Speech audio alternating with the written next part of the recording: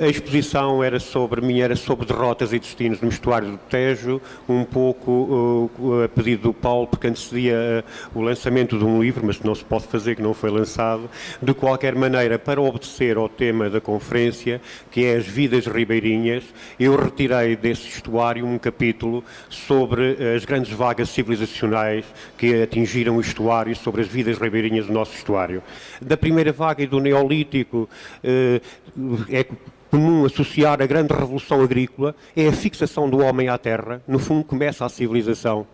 É a domesticação dos animais que está relacionada, é a revolução urbana, começam a formar-se as primeiras cidades, que ele usa pedra para as construir também, como usa para os materiais para a agricultura e para as suas outras necessidades, é o comércio local, claro que seria o comércio inter-zonas do estuário, e claro, a cultura megalítica. Eu queria aqui dizer com algum orgulho que a cultura megalítica tem origem na Península, muitos historiadores defendem isso. É aqui que começam aqueles grandes megalitos e isto reflete também alguma espiritualidade do homem que começa nessa altura, a crença na mortalidade, a crença no sobrenatural. Tem a ver com a cultura megalítica. A segunda vaga não começou aqui. A segunda vaga foram as gerações da primeira vaga mais desenvolvidas que foram em caminho e em busca de outras civilizações de primeira vaga. Ela veio para aqui com os fenícios, que são os primeiros a chegar aqui à Península. Estamos a falar há 1500 anos, mais ou menos, antes de Cristo, um milénio antes de Cristo. E elas vêm invadir e vêm por todo o Mediterrâneo. Alguns historiadores chamam esta segunda vaga a mediterranização, porque, no fundo, há as culturas mediterrânicas que estavam muito desenvolvidas no Egito, na Mesopotâmia, nessas zonas. Eles vêm caminhando e vêm fazer trocas comerciais. E eles precisam de uma coisa muito importante. Não é o ouro, é o ferro que eles precisam. E eles vêm aqui em busca do ferro. As pirites alentejanas são muito importantes. Vêm nestes belos navios, onde eu gostaria de ter feito vela. Este é um barco fenício, enfim, um esquema. Este é um barco cartaginês mais guerreiro, estes são barcos mais leves, mais parecidos com os nossos barcos de regata, portanto tem que se deslocar. Isto é um esquema de um barco clássico de mercadorias que há 1400 anos que fez as rotas do Mediterrâneo. A segunda vaga, portanto, que é há 3000 anos atrás, tem uma importância muito grande da metalurgia do ferro. No fundo, termina com a idade dos metais. Ou antes, começa com a idade dos metais.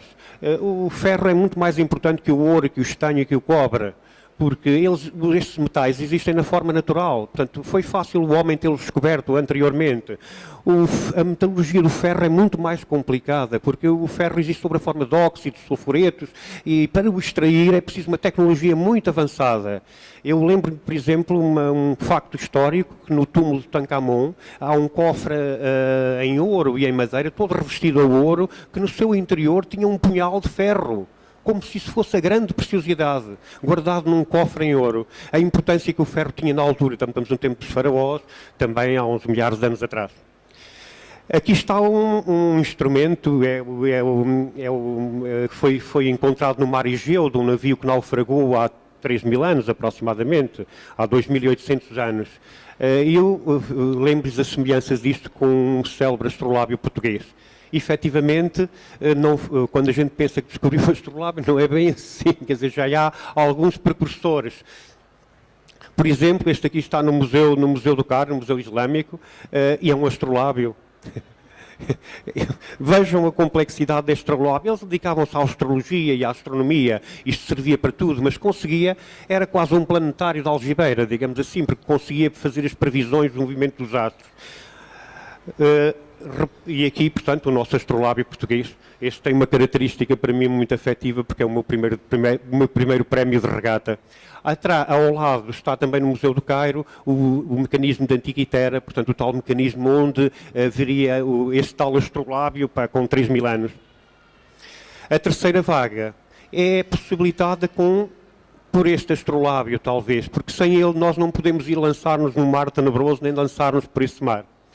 E começa aqui. Isto é uma aguarela que documenta um barco, uma adaptação do livro das Armadas.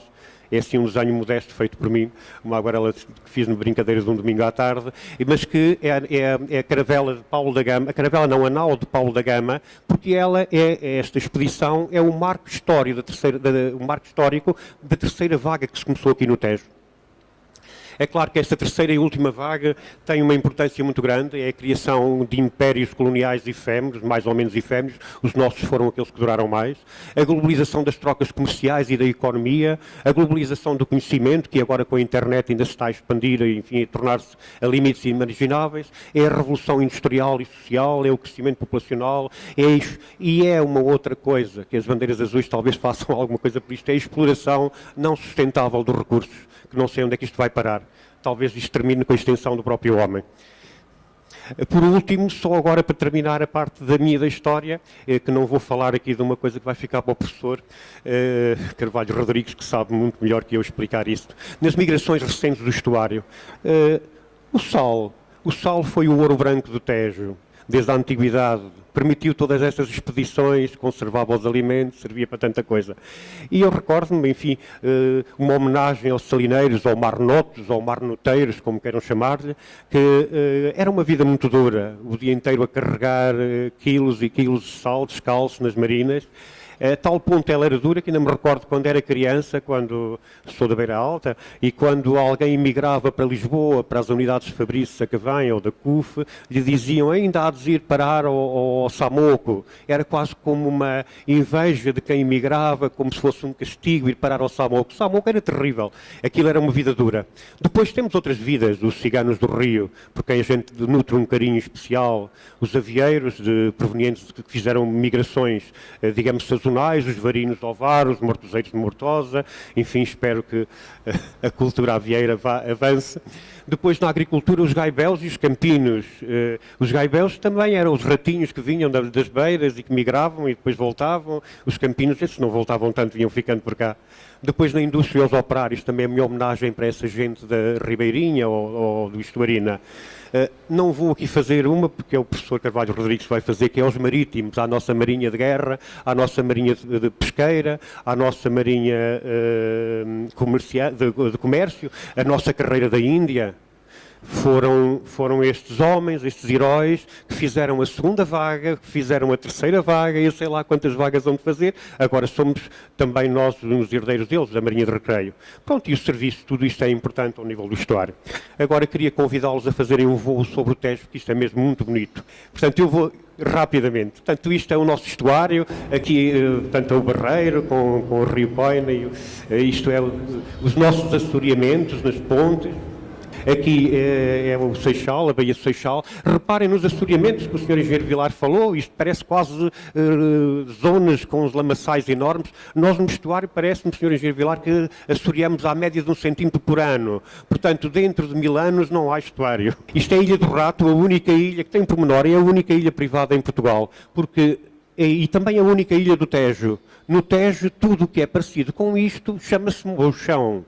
E não ilha. Portanto, no Tejo não há ilhas. Há uma ilha só, que é a Ilha do Rato. Enfim, tem uma história curiosa, não vale a pena, que fica na Baía de Montijo, é muito bonita. Aqui são a nossa subida para Vila Franca, com os mochões. Este é um mochão do Lombo do Tejo, um mochão da Póvoa. Aqui um avistamento da Leandra. Depois aqui a margem sul, vê-se também com nitidez, portanto, este pontão, estes vales. O Tejo era navegável por uma extensão grande, pelo Rio Coina chegava-se ao Azeitão, pela Cala Real chegava-se quase até Setúbal, portanto, todos estes rios, pelo Rio Trancão subiram as pedras de Mafra, dos torreões de Mafra, pelo Rio Tejo subiram os mármores que foram para fazer o Palácio de Escorial em Madrid, portanto, e também desceram as tropas do rei Filipe. Vamos continuar. Por isso é que a gente nunca se interessou muito com a navegabilidade do rio, era um caminho muito próximo. Isto é o Rio Coina, com o Tejo de fundo. Pronto, e agora é um voo entrar pelas marinas, isto é a Marinha de Cascais, passando. Pronto. São imagens de uma beleza muito grande. Temos marinas muito bonitas, espero que elas tenham todas bandeira azul muito rapidamente. Os baixis do Tejo, para o farol, a torre de controle de Lisboa, para a margem sul, para algumas... O símbolo, este símbolo é muito importante, isto é o símbolo da terceira vaga. Isto é um monumento ao nosso orgulho, porque foi aqui que se iniciou a terceira vaga e ela representa exatamente a comemoração do início destes descobrimentos.